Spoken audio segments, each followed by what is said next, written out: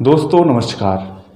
Uniform civil code यानी समान नागरिक संहिता की आवश्यकता उसी वक्त महसूस की गई थी जब हमारे देश का संविधान निर्माण हो रहा था, लेकिन तब कुछ लोगों के विरोध के कारण और तत्कालिक समस्याओं को ध्यान में रखते हुए इस विषय को टाल दिया गया था और इसे संविधान के अनुच्छेद 44 में डाल दिया गया था। संविधान के अनुच्छेद 44 जिसमें कि राज्य के नीति निर्देशक तत्व हैं जो कि अनिवार्य नहीं है, लेकिन उसमें कहा गया था कि जब भी मौजूदा हालात सही हों और ऐसा लगे कि देश में एक कानून बनाने की आवश्यकता है, तब देश में यूनिफॉर्म सिविल कोड तब सरकार लागू कर सकती है, लेकिन इसे न्यायालय द्वारा सरकार को आदेशित करके नहीं लागू कराया जा सकता। समय समय पर इस यूनिफॉर्म सिविल कोड की आवश्यकता महसूस की गई। हाल ही में यूनिफॉर्म सिविल कोड चर्चा में आया। दरअसल इस बार ये आवाज़ किसी राजनीतिक दल, किसी संगठन ने नहीं, बल्कि दिल्ली हाई कोर्ट ने उठाई थी। दिल्ली हाई कोर्ट के सामने एक ऐसा मामला सामने आया जो कि तलाक का था, जिसमें कि लड़के का कहना था कि चूंकि उसकी शादी हिंदू रीति रिवाजों के हिसाब से हुई है, इसलिए तलाक हिंदू मैरिज एक्ट के हिसाब से होना चाहिए। वहीं लड़की का कहना है कि चूंकि वो मीणा जनजाति से संबंधित है, इसलिए तलाक मीणा जनजाति के हिसाब से होना चाहिए। इस मामले पर सुनवाई करते हुए दिल्ली हाई कोर्ट ने केंद्र सरकार को सुझाव दिए।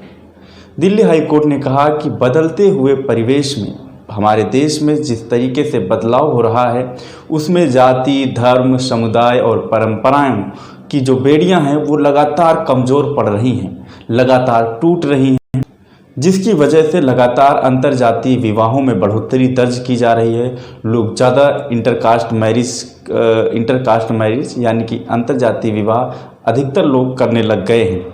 इसकी वजह से अब तलाक जैसे मामलों में भी समस्याएं पैदा हो रही हैं, क्योंकि सबके लिए सिविल लॉ एक जैसे नहीं हैं।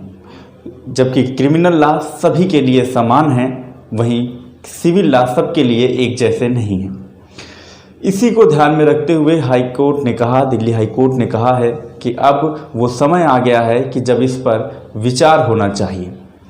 दरअसल हमारे देश में संपत्ति, तलाक और शादी को लेकर के एक जैसे कानून नहीं हैं। अलग अलग धर्मों में अलग अलग कानून हैं। हालांकि सिख और बौद्ध हिंदू मैरिज एक्ट के अंतर्गत ही आते हैं, वहीं मुस्लिम, ईसाई और पारसी पर्सनल लॉ के हिसाब से अपनी व्यवस्थाएं चलाते हैं। दरअसल हमारे देश के ही एक प्रदेश यानी कि गोवा में सिविल लॉ और क्रिमिनल लॉ एक जैसा है, यानी वहाँ पर यूनिफॉर्म सिविल कोड लागू होता है, जिसकी कई बार प्रशंसा की जा चुकी है।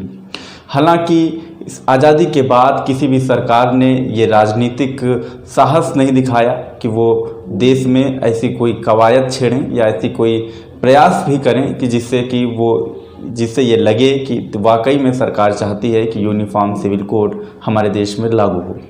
हालांकि भारतीय जनता पार्टी ने इसे अपने कोर एजेंडे में शामिल किया हुआ है, चाहे वो 370 की समाप्ति हो, राम मंदिर का निर्माण हो या यूनिफॉर्म सिविल कोड लागू करने का विषय हो। हालांकि पिछले 7 सालों से बीजेपी की सरकार पूर्ण बहुमत से है, मोदी जी की अगुवाई में, लेकिन अभी तक कोई ठोस कदम बीजेपी गवर्नमेंट की तरफ से भी नहीं उठाए गए हैं। अब देखना काफ़ी दिलचस्प होगा कि आखिर बीजेपी गवर्नमेंट क्या प्रतिक्रिया देती है, जब हाई कोर्ट और कई बार सुप्रीम कोर्ट भी इसकी कवायद कर चुका है कि सरकार को चाहिए कि वो पूरे देश में यूनिफॉर्म सिविल कोड लागू करे।